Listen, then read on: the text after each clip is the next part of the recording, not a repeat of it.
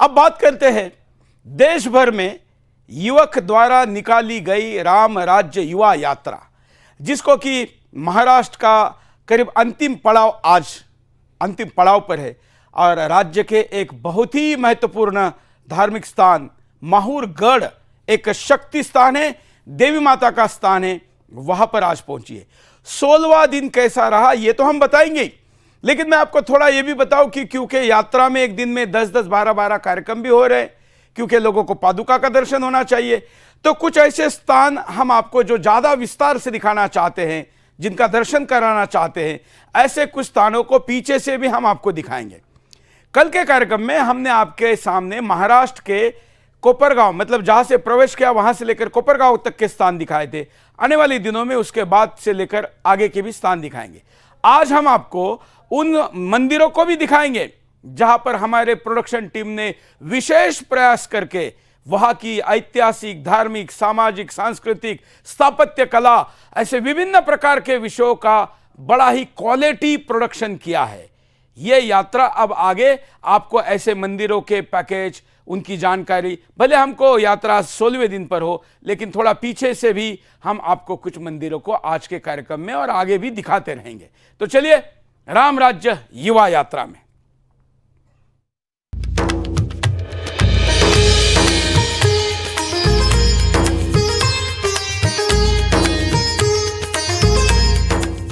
आज राम राज्य युवा यात्रा का 16वां दिन है।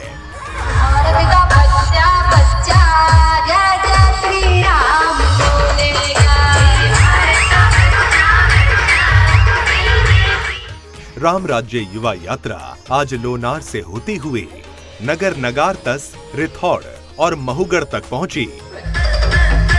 पब्लिक रामचंद्र की निशान होती है, ताली वो बजाते हैं जिनके हाथों में, तो दोनों हाथ ऊपर करके ये बस जय श्री राम। बीते दिन जब देर शाम यात्रा सिंदखेड़ राजा और लोनार पहुंची थी, तो वहां यात्रा का पारंपरिक तरीके से स्वागत हुआ था।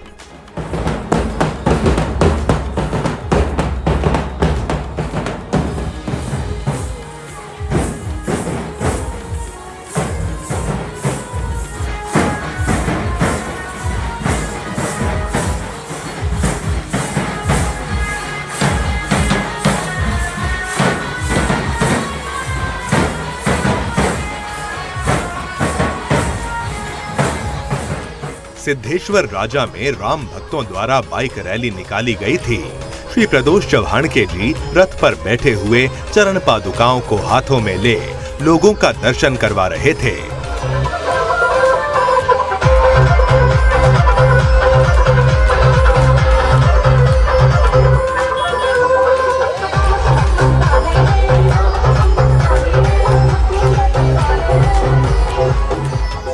युवतियां हाथों में आरती लिए चरण पादुकाओं की प्रतीक्षा कर रही थीं।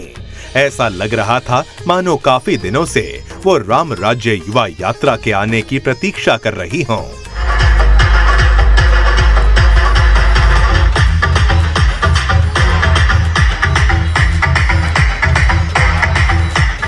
बच्चे और नौजवान भगवा झंडा हाथों में थामे राम भक्ति में लीन थे।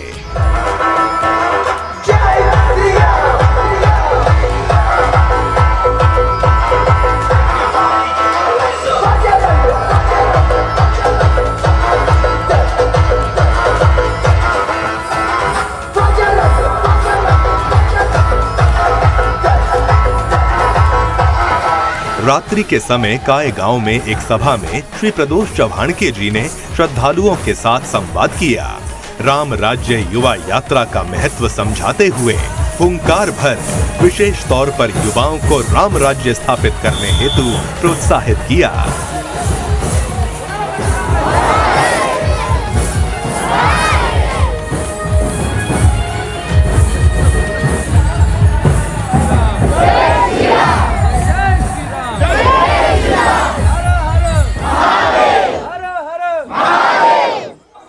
छत्रपति शिवाजी महाराज की जय, छत्रपति संभाजी महाराज की जय।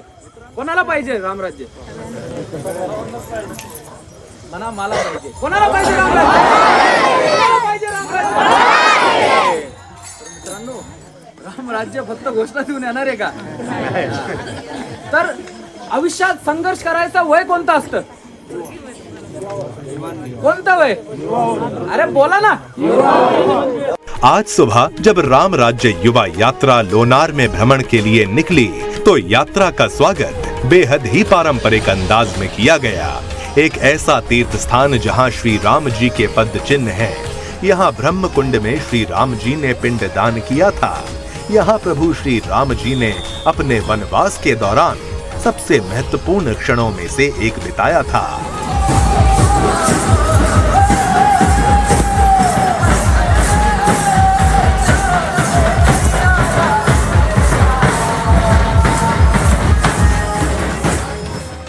यात्रा में श्री राम जी की एक बड़ी प्रतिमा को गलियों में भ्रमण कराया गया।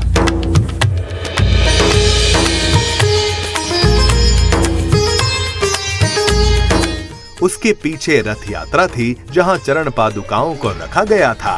छोटी बच्चियां सफेद कपड़े और पगड़ी पहनकर पारंपरिक तरीके से वाद्य यंत्र बजाते हुए नृत्य कर रही थीं।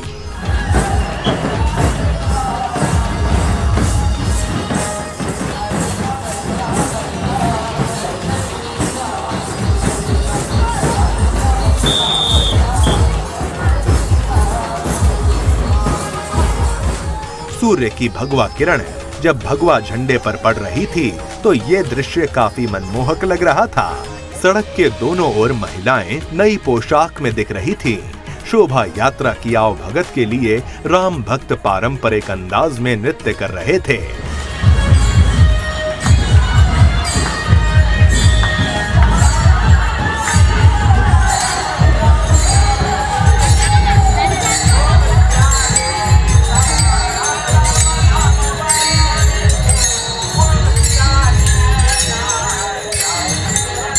सड़क पर बनी सुंदर रंगोलियां वाकई मन को मोह रही थीं।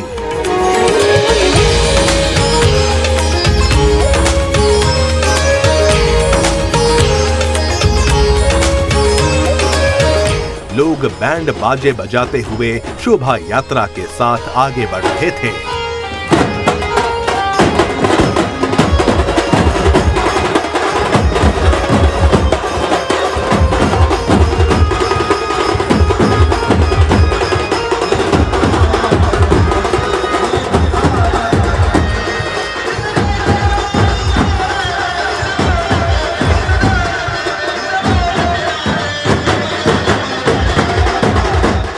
जय श्री राम। आज हम श्री क्षेत्र लोनार, तहसील लोनार और डिस्ट्रिक्ट बुल्डाना, यहाँ पर बड़ी राम राज्य युवा यात्रा का बहुत बड़ा स्वागत किया है। जो यात्रा 15 दिसंबर से अभी 21 जनवरी तक अयोध्या पहुँचने वाली है और जो राम लाला का जो पादुका है राम सीता का, वो पादुका लेके हम जा रहे हैं। और लोनार क्षेत्र में जहाँ राम जी के चरण स्पर्श हुआ है इस क्षेत्र में, और इस क्षेत्र में भव्य दिव्य से रैली का नियोजन किया है। और हम बहुत खुश है। ब्रह्मचारी नागेश्वर महाराज हमारे विवेकानंद जी जिन्होंने बहुत बड़ा नियोजन किया है। और जो यात्रा यहाँ पर हो रही है, इस यात्रा का उद्देश्य यही है कि आज का जो युवा है, युवा ने राम जी जैसा आचरण करना चाहिए। और राम जी ने जन्म लिया इस देश में, क्योंकि जो रावण जैसा जो कोई राक्षस थे, आज भी कई ऐसे राक्षस है, उनका वध करना चाहिए। जैसे लव जिहाद है, धर्मांतरण है, लैंड जिहाद है, गो हत्या हो रही है, जो रावण रूपी, ऐसा रावण रूपी वध होना चाहिए। इसलिए राम राज्य यात्रा इस भारत देश में हो रही है। जय श्री राम। हमारा परिचय ब्रह्मचारी नागेश्वरानंद महाराज, क्रांति योद्धा प्रतिष्ठान, महाराष्ट्र राज्य। मैं लोनार निवासी बनमेरू फैमिली की ओर से मैं बोलना चाहती हूँ कि यहाँ पे जो प्रोग्राम हुआ है, उनके यहाँ राम जी आके गए वाले, वनवास होके गए वाले, हम महिला मंडल जो आए वाले पादुका, उनका बहुत बहुत स्वागत करते हैं। जोर से बोलो जय सिया राम। जय सिया राम। श्रीलंका से निकल करके हमारी राम राज्य युवा यात्रा आज 15वें दिन लोनार में है। लोनार के वासियों ने भव्य स्वागत हमारा किया है। हम देख रहे 1 किलोमीटर से ज्यादा लंबी शोभा यात्रा है जिसमें अनेकों रथ है, महिलाएं हैं, बच्चे हैं, युवा हैं, बुजुर्ग हैं। संघ की योग चाप पर बढ़िया अच्छे कार्यक्रम करते हुए हमारा कर रहे हैं। लोनार एक बहुत अच्छा तीर्थ स्थान है। यहाँ पर भगवान राम के चरण चिन्ह स्थापित हैं। लोनार वासियों को राम राज्य युवा यात्रा की तरफ से बहुत बहुत धन्यवाद। यहाँ की भक्ति देख करके आश्चर्य होता है। कल हम लोग आ रहे थे, रास्ते में रात 10 बजे भी युवा, बुजुर्ग, महिलाएं सड़क पर बिछे थे, जैसे लग रहा कोई क्या उनको मिलने वाला है। क्या था उनको? केवल भगवान राम के प्रति जो प्रेम है, उस प्रेम के वशीभूत होकर के रात 10, साढ़े 10, 11 बजे तक वो हमारा सड़कों पर इंतजार कर रहे थे। ऐसी देशभक्ति, राम भक्ति कम जगह देखने को मिलती है। जय श्री राम। लोनार एक बहुत बड़ा तीर्थ क्षेत्र है जहाँ पर राम के पदचिन्ह आए हैं। यहाँ पर एक ब्रह्मकुंड बोल के है, वहाँ राम ने अपना पिंडदान भी किया था। और यहाँ सीता नानी है जहाँ पर अपने सीता मैया ने नहाया था। और राम गया बोल के है जहाँ राम ने बाण मारकर पानी निकाला था। ऐसा इस तीर्थ क्षेत्र का महत्व है। यहाँ पिंडदान अक्सर यहाँ इसको दक्षिण काशी बोला जाता है। यहाँ के बहुत दक्षिण के जो लोग हैं ये सब यहाँ आके पिंडदान भी करते हैं। और यहाँ और ये जो मंदिर बन रहा है ये अपने राष्ट्र की शान है, हर हिंदू की शान है। और ऐसा ही होना चाहिए और अपने को आगे ही बढ़ते जाना चाहिए। जहाँ की कृष्ण जन्मभूमि है और जहाँ और भी कुछ है स्थल, जहाँ के 300 साढ़े 300 स्थल है, वो भी अपने को मुक्त कराना है।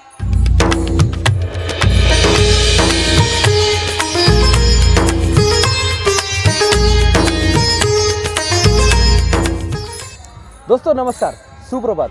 मैं प्रदोष चौहान के राम राज्य युवा यात्रा के 16वें दिन में आपका लोनार महाराष्ट्र से स्वागत करता हूं। दोस्तों कल हम अपनी यात्रा पूरी करके लोनार आए थे, यहाँ पर हमारा स्टे था। और आज सुबह हम अपने दिन की शुरुआत एक शोभा यात्रा से की और अब हम आ चुके हैं विश्व प्रसिद्ध लोनार लेक। दोस्तों ये विश्व का तीसरा सबसे बड़ा लेक है जो कि उल्कापिंडू यानी मीटराइट शावर से बना हुआ है। तो हमारे साथ यहाँ के एक लोकल गाइड है और आपका परिचय दीजिए। नमस्ते, मेरा नाम महेश मिश्रा है। मैं गए 10 साल से यहाँ गाइड का काम करता हूँ। तो आपको मैं झील के बारे में इंफॉर्मेशन दे रहा हूँ। इस झील के बारे में तो ठीक है, अभी आप मेरे पीछे जो देख रहे हैं अभी इधर में, ये लोनार झील है। तो सबसे पहले लोनार झील का जो उल्लेख है वो पुराणों में भी है। तो पुराणों में इसको जैसे स्कंद पुराण, पद्म पुराण में तारा तीर्थ नाम से जाना गया है। तो तारा तीर्थ यानी मतलब तारा जहाँ गिरा वहाँ से ये निर्माण हुआ है, इसके लिए इसको तारा तीर्थ कहा गया है। वैसे सबसे पहले इसको 1993 में कहा गया कि ये लोनार जो झील है ये मेट्रोइड झील है करके। तो मतलब 1823 में एक जे अलेक्जेंडर अंग्रेज था, तो उसने इसका शोध लगाया है, इसका रिसर्च किया है। तो सबसे पहले उसने इसका स्केच बनाकर लंदन साइंस के पेपर में जैसे दिया था। और सबसे पहले 1823 में इसका फ़ोटो आया था और तब से इसको पॉपुलैरिटी मिली थी, क्योंकि लंदन साइंस में ये पेपर में फ़ोटो आना बोले तो तब उस समय बहुत बड़ी बात थी। अभी कैसे है कि अभी जो मेट्रोइड क्रेटर है वर्ल्ड में 3rd लार्जेस्ट है, लेकिन दुनिया में जो बेसाल्ट रॉक जो होता है जिसको अग्निजन्य खड़क कहा जाता है, तो उसमें सबसे बड़ा है और लोनार एक ही है। और बाकी के जो क्रेटर्स है वो डेजर्ट में है, इसके लिए उनका लोनार से ज़्यादा सबसे ज़्यादा रिसर्च लोनार का ही होता है अभी तक, या फिर हुआ है। अभी यहाँ पर नासा का भी रिसर्च हुआ है। अभी उसके बाद में 3rd लार्जेस्ट होने के बाद में ये इसका जो पानी है ये समंदर से भी खारा है।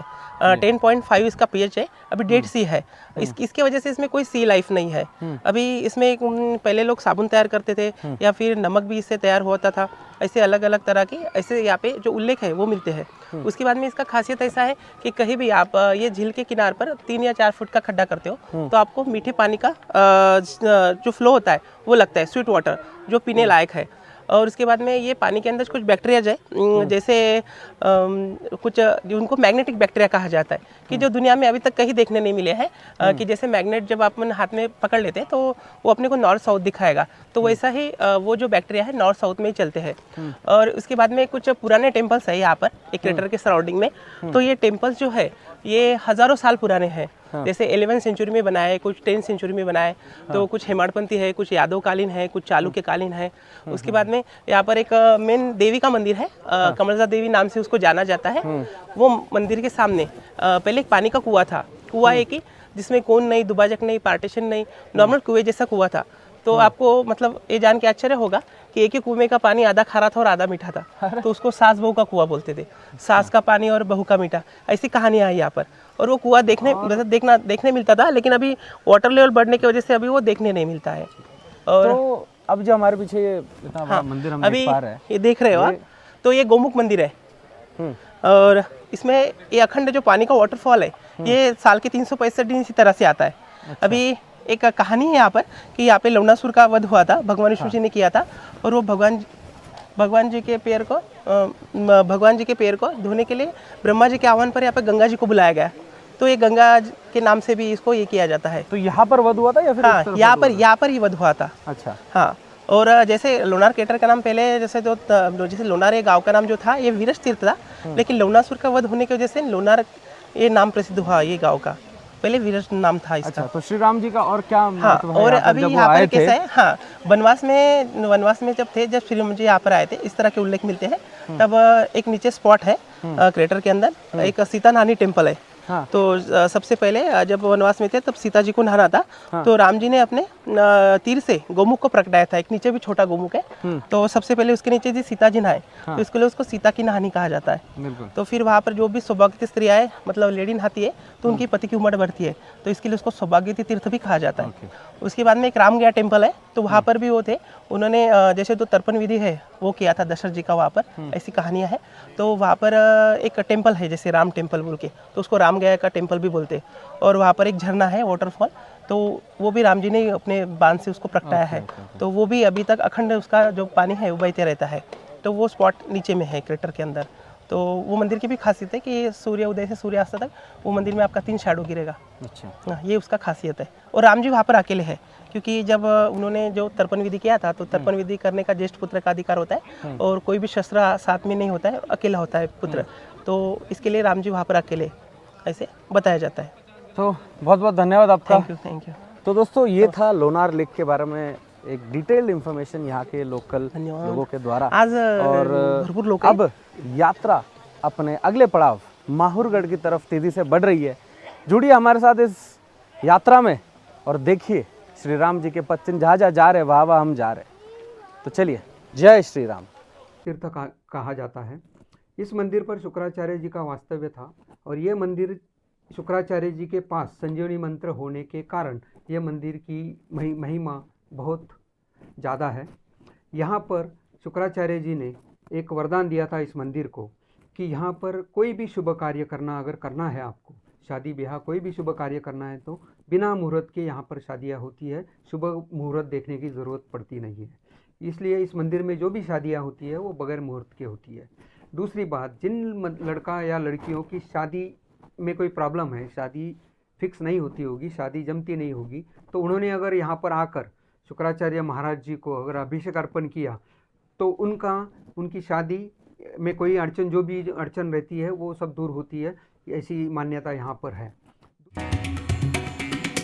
दरअसल मराठी में कोहनी को कोपर कहा जाता है। कहते हैं कि शुक्राचार्य के शिष्य गोदावरी नदी के दूसरे किनारे पर रहते थे और उन्हें नदी पार करके अपने गुरु के पास आना होता था, लेकिन बाढ़ या बारिश के समय ऐसा करना मुश्किल हो जाता था। तब गुरु शुक्राचार्य ने अपने कोहनी से इस पूरी जमीन को धकेल कर कुछ ऐसा कर दिया कि शिष्यों का आना जाना आसान हो गया।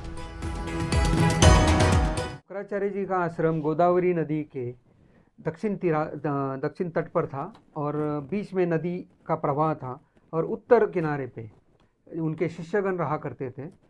और उनके शिष्यगण पढ़ाई के लिए नदी क्रॉस करके डेली उनको नदी पार करके मतलब दक्षिण तट पर आना पड़ता था शुक्राचार्य जी के पास अभ्यास करने के लिए। इसलिए उनकी समस्या ध्यान में रखते हुए शुक्राचार्य जी ने एक दिन अपने कोपर से, जिसको एल्बो मराठी में इसको कोपर कहा जाता है, कोपर से नदी का रूट जो है, नदी का प्रवाह बदल दिया। इसलिए इस गांव को कोपर गांव कहा जाता है। ऐसी भी एक मान्यता है, जिसका अपने पास कोई प्रूफ नहीं है, लेकिन ऐसी भी एक मान्यता है। सीएमडी श्री सुरेश चौहान के और यात्रा के नेतृत्व करता प्रदोष सुरेश चौहान के ने पादुकाओं का शिवलिंग